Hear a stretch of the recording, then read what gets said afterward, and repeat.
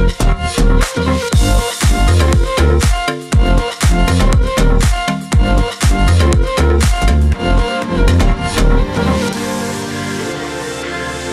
araw sa inyo lahat. Ngayon po ay pag-uusapan natin kung paano natin lalagyan ng abono ang ating mga alagang orchids. Meron po iba-ibang klaseng pataba na pwede natin ilagay sa ating orchids. Pero ito po ay depende sa laki o sa edad ng ating mga halaman. Pag-usapan po muna natin ang mga macro elements ng mga chemicals or pataba na ating i-apply. Para po mas lalo nating maintindihan alin ang dapat nating bilhin, alin ang dapat nating ilagay. Ito po ang tinatawag na macro elements. Ito po yung tinatawag nating makirinig natin kumisan NPK. Yung N po ay nitrogen. Ito po ang chemicals or elements na nagpapalaki sa ating mga halaman. Yung P po ay phosphorus. Ang function po nito sa ating mga orchids ay tumutulong ito sa root development at sa pagpapalabas ng mga bulaklak. Kaya kung minsan kung tawagin nila, pag mataas ang P, ito yung mga tinatawag na bloom booster. Yung K naman po ay potassium. Ang function po ng potassium sa ating mga orchids ay ito rin po ay tumutulong sa root development at pagpapatibay ng halaman, pagpapayabong, at nakakatulong din po ang potassium para tumingkad ang kulay ng ating mga flowers. Bukod po sa NPK, meron po tayong tinatawag na mga microelements na kung saan ito yung kailangan ng ating mga halaman sa kokonting quantity. Ito po ang mga trace elements: boron, copper, iron, manganese, molybdenum, zinc, sulfur. Meron din po tayong cobalt, iodine, silicon, nickel at chlorine. Meron po itong available sa market na kung ano po yung may mga pula yun na readily available sa market. Maliban po dito sa trace elements, mas makabubuti po kung ating hahaluan din yung ating i-spray na kung tawagin natin ay calcium nitrate at magnesium sulfate. Dahil yung commercially available po na trace elements ay wala pong sangkap na calcium nitrate at magnesium sulfate. Kaya kailangan nating magdagdag din ito. Ngayon po, iba-iba pong klase ang mga pataba na available sa market. Ngayon, halimbawa po, ang inyong mga halaman ay mga seedlings. Katulad po nito, maliliit pa sila, Cattleya, Rhynchostylis, mga strap seedlings, meron din po tayong mga dendro seedlings. Ang kinakailangan po nating spray dito ay yung tinatawag nating grower. Ang nitrogen po noon ay 30%, phosphorus ay 10%, potassium ay 10%. Ito pong grower, kung mapapansin nyo, mataas po ang nitrogen. Ibig sabihin, ito yung kailangan ng ating orchids para mabilis siya yumabong, lumaki at tumaba. 30% nitrogen. Ngayon, meron pong sumunod na ibang klase. Kung ang ating pong mga orchids ay malalaki na, malapit na silang, pwede na silang pabulaklakin, pwede na po natin silang applyan na kung tawagin natin ay bloom booster. Ang bloom booster po, ang number niya ay 9% nitrogen, 45% potassium, at 15% phosphorus. Meron din po tayong kung tawagin natin ay balanced fertilizer. 19-19-19 o kaya 20-20-20. Kaya po kung tawagin ay balance, dahil yung tatlong numero, yung tatlong major elements, nitrogen, potassium at phosphorus, ay pare-parehas ang number. O kaya kung tawagin po sila ay balance. Kung gusto niyo naman po ay high K, meron din po available sa market na high K. Ang number nila ay 15, 15, 30. Ngayon po, ano po ang mixture na dapat nating ihanda sa mga chemicals na ito? Kung tayo po ay mag-i-spray ng ating mga orchids, ang madali po ay timplahin natin ito sa isang balde. Karaniwan naman po siguro, pag magtitimpla tayo ng isang galon o 4 na litro ng tubig, ay supisyente na ito sa ating mga orchids. Kung kulang, dagdagan nyo na lang ang inyong pagtitimpla. Ngayon po, yun pong 1 galon tubig ay katumbas ng 4 na litro. Para po matakal natin, kung meron tayong mga lumang bote na hindi na napaggamitan na, kamukha po nito, ito po ay 2 litro. So, kumuha po tayo ng 2 takal na tubig, lagyan natin sa timba. Yun na po yung 1 galon o 4 na litro. Pagkatimpla po natin, doon natin tutunawin yung ating mga pataba, kung ano yung pinaghalo-halo natin, at saka na lang natin ililipat sa ating mga hand sprayer. Kamukha po nito, 1 litro to, kaya mamanu-manuhin nyo na lang yung pagbobomba. Pero meron namang mga available sa market na 1 or 2 liters na pressurized, bomba nyo lang, automatic nag-i-spray. Kung mas marami po kayong halaman, meron po nabibili yung mas malalaki na, yung mga parang pambukid, mga knapsack sprayer. So, depende po sa inyong pangangailangan. Ngayon po, gaano po karami ang ating titimplahin na mga chemicals para sa ating mga orchids? Ito po yung ginagamit namin sa ngayon dito sa farm. Ganito po ang concentration or ang timpla. Sa 4 na litrong tubig o 1 galong tubig, lalagyan po natin ng 1 kutsara na NPK. Bali, ito po yung NPK. So, depende po sa edad ng halaman. Kung mga seedlings yun, yung 30-10-10, kung gusto natin pabulaklakin o malalaki na sila, pwedeng bloom booster o kaya yung balance. Pwede rin po yung high K. Ganon. So, 1 kutsara po nitong nabanggit ko nito. Lalagyan din po natin to ng 1/4 kutsarita ng trace elements. Ganito po yung available sa market na ang tawag po ay Peters. Ang brand ay Peters, ang tawag po ay STEM. Ay ibig sabihin po ng STEM ay Soluble Trace Elements Mix. Ito po yon. Available po ito sa market na ito rin yung ihahalo natin dun sa 1 galon tubig na 1/4 kutsarita. 1/4 lang po.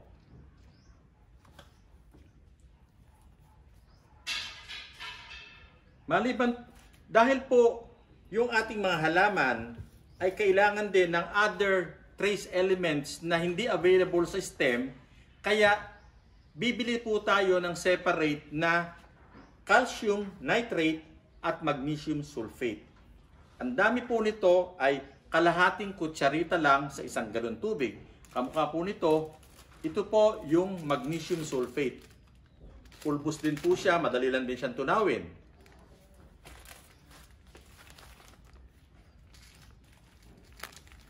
Ito naman po yung calcium nitrate.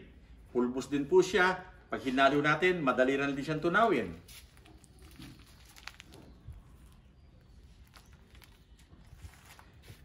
At para mapaganda naman po natin yung ating mga root system, kami po ay gumagamit ng kung tawagin namin ay vitamin B1. Ang major sangkap po ng vitamin B1 ay alpha-naphtalic acetic acid.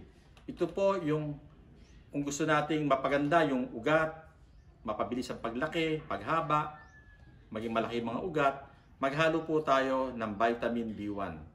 Ito po ay produkto galing ng Thailand.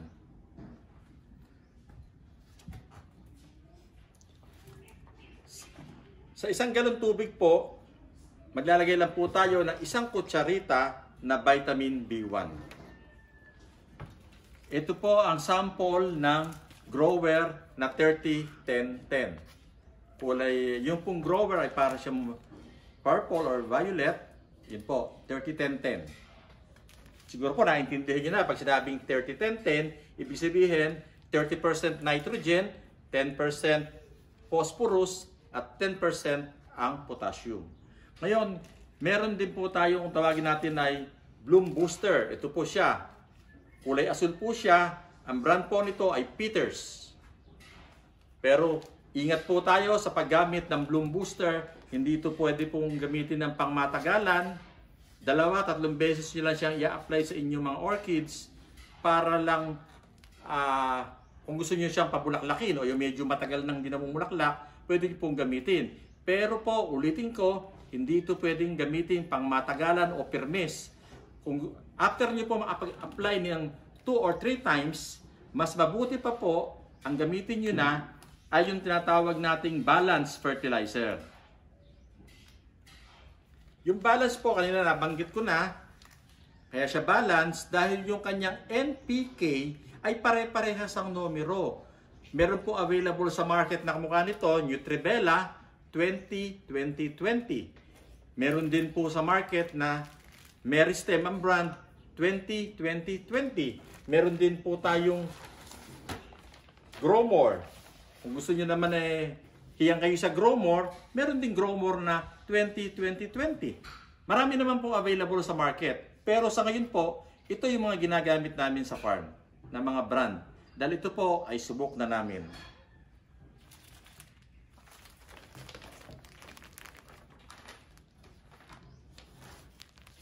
Kung mapapansin nyo po, para bang plastic sako to, dahil kami po kung bumili sa mga direct po kami sa mga importer, dahil yung sa amin, volume ang paggamit.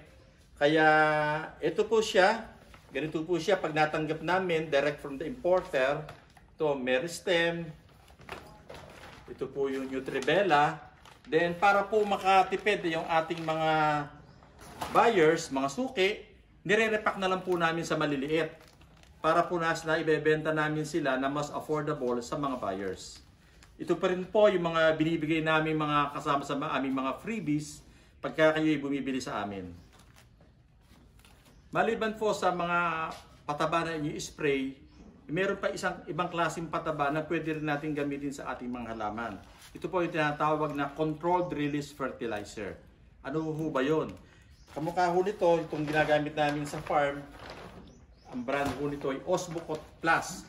Ano ho yung plus? Ibig sabihin ho ng Osmocot, ang NPK ho niya ay 15-9-12. 59-12. Tapos may salitang plus. Dahil ibig sabihin ho niyan, meron na rin siyang halo na yung tinatawag nating trace elements. Kaya Osmocot Plus, yun siya, yung NPK plus trace elements. Ganito ho siya. Mga butil-butil siya na ito ho, pag inilagay natin sa ating mga halaman, ay umiepekto ho ito ng 5 to 6 months. Ibig sabihin, para bang araw-araw, lagi-lagi, merong supply na pagkain o na pataba ang ating mga orchids. Dahil effective ho siya ng 5 to 6 months. Ito po, pagka nandun sa halaman, kahit ho umuulan siya lagi, hindi ho siya natutunaw. Dahil controlled release nga ho siya, dahil ho siya merong polymer coating. May polymer coating siya. Ngayon, para ito mawala, kung ito ay ma-wash out o natapon, mawawala na sa halaman. Kaya po meron tayong tinatawag na slow release container. Ito po siya. Ilalagay nyo lang po yung chemicals dito sa loob. Pag isinara nyo siya, nasa loob na yung Osmocot.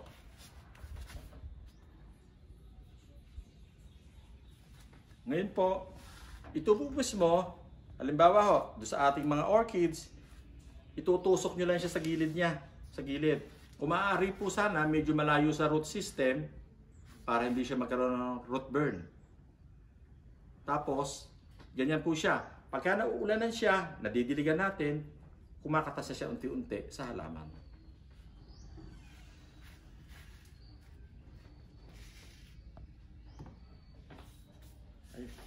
Ang pag-i-spray po sana ng pataba ay early in the morning, maaga po. Ibig sabihin, kung kaya nyo gumising ng alas 7 hanggang mga alas 9. Tapos po, kung hindi nyo nabomba ng umaga na yon hanggang alas 9, huwag nyo na pong bombahin ng alas 10, alas 11. Mainit na po yon.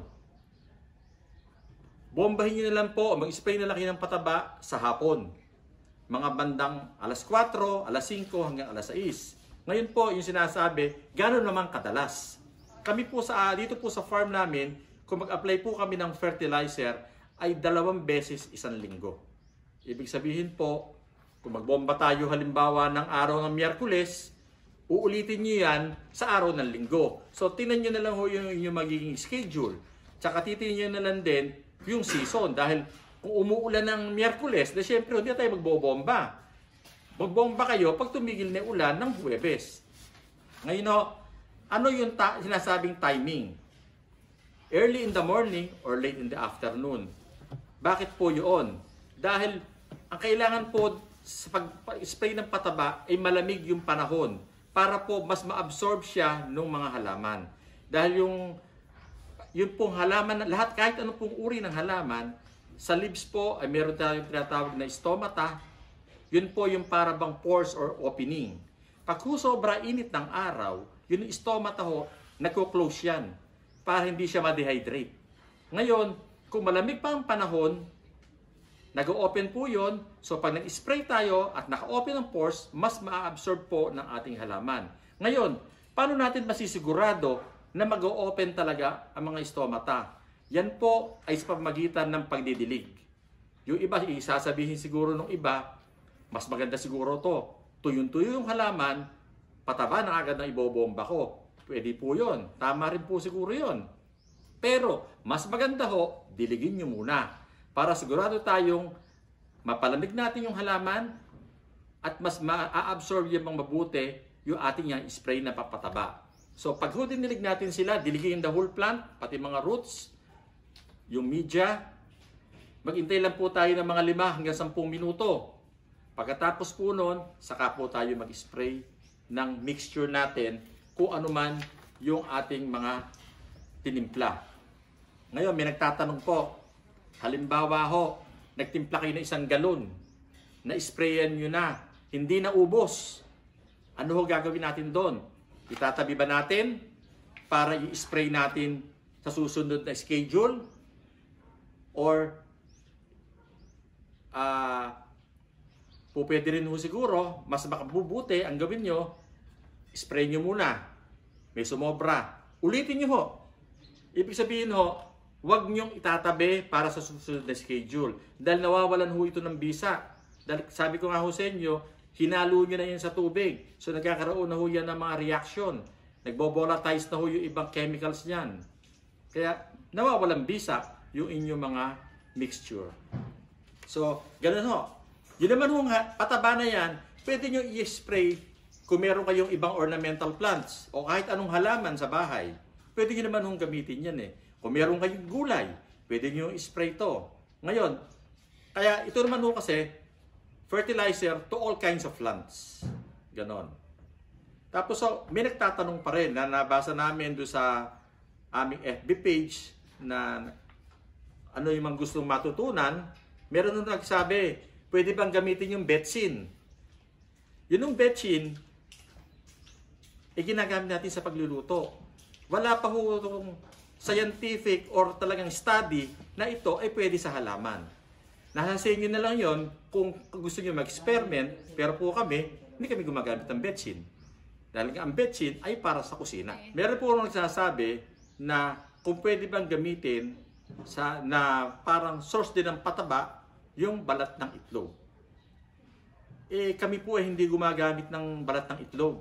Unang-una, dahil halimbawa yung itlog ay sariwa, hindi natin alam kung ano yung makukuha nating mga harmful virus or bacteria na na-develop dahil sariwa nga yung itlog. Baka ho ito magkaroon pa ng bacteria, ma-infection pa yung halaman nyo. Kaya mag-concentrate na lang muna ho tayo doon sa chemical fertilizer. Meron din yung nagtatanong, yung pinaghugasan ng isda, pinaliligo o binubuhos doon sa orchids. Ang mangyayari ho doon una para ho mangyayari sa garden nyo, lalanse. Konti lang naman yun, hindi naman ganun karami. Pangalawa ho, hindi rin natin alam dahil ito ay sariwa from fish, yung mga katas ng bituka, mga dugo-dugo, baka ho makadevelop din kayo din ng mga another bacteria o fungus na naman, ma-infect na naman yung uli yung ating mga halaman. Dahil kasi kaya natin binibigyan ng pataba yung ating mga halaman para ito'y maging malusog. Hindi maging source, maging malusog, lumaki, mabigyan tayo ng magagandang bulaklak. Ngayon po, magde-demo tayo kung paano sinasabi naming pagdidilig, tamang pagdidilig at paglalagay ng mga pataba. Bago po tayo mag-apply ng mga fertilizer, sabi ko nga early in the morning or late in the afternoon, diligin po na natin yung ating mga halaman. Ha? Dilig na dilig po, buong halaman. Makita nyo yung mga ugat. Ayan. Kaya lang, nasasama lang yung mga bulaklak. Kung magdilig po tayo dapat twice or 3 times a day. Ngayon, medyo mainit ang panahon. Dapat po, mga 3 times a day tayo magdidilig.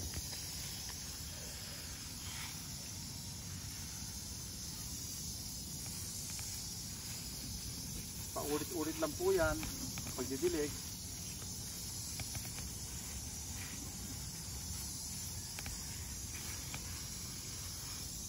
So kung nakapagdilig na po tayo, umaga o tanghali, hapon,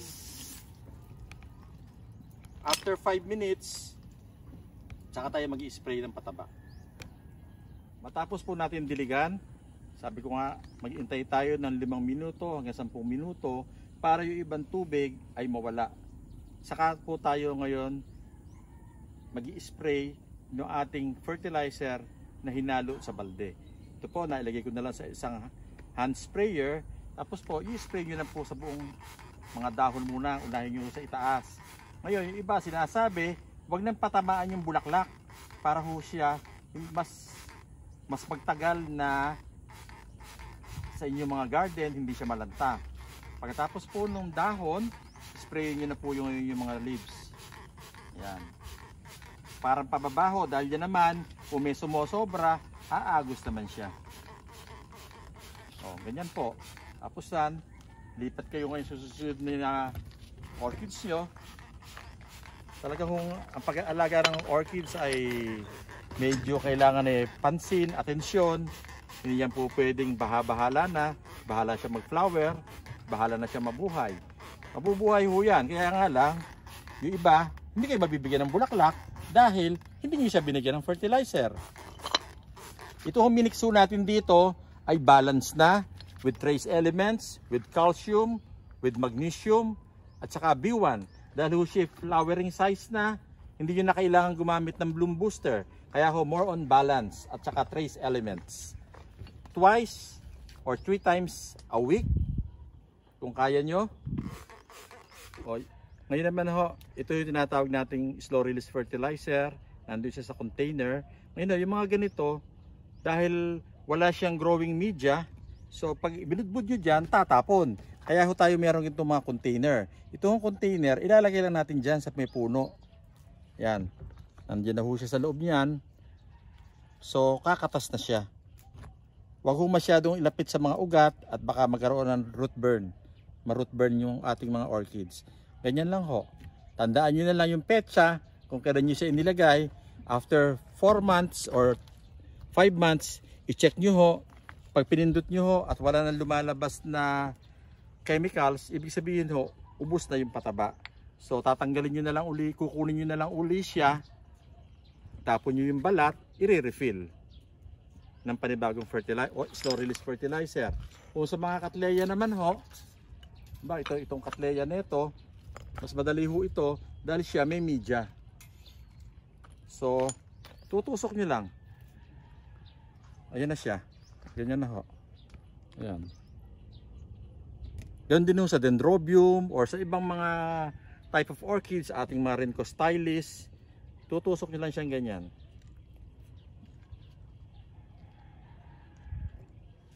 Ang naibahagi po namin sa inyo ay base sa aming experience sa pag-aalaga ng orchids. Mahigit na po kaming 25 taon nag-aalaga, nagbebenta ng orchids dito sa atin sa Pilipinas. At yung iba po ay aking natutunan sa aking pag-aaral sa UP Los Baños. Kaya sana po makatulong yung aming munting video na ito at para muli nyo mapaganda, mapabulaklak, mapayabong, mapataba yung inyong mga orchids. At sana po ay sundan nyo lang lagi kami sa aming FB page para sa mga karagdagang impormasyon. Maraming pong salamat.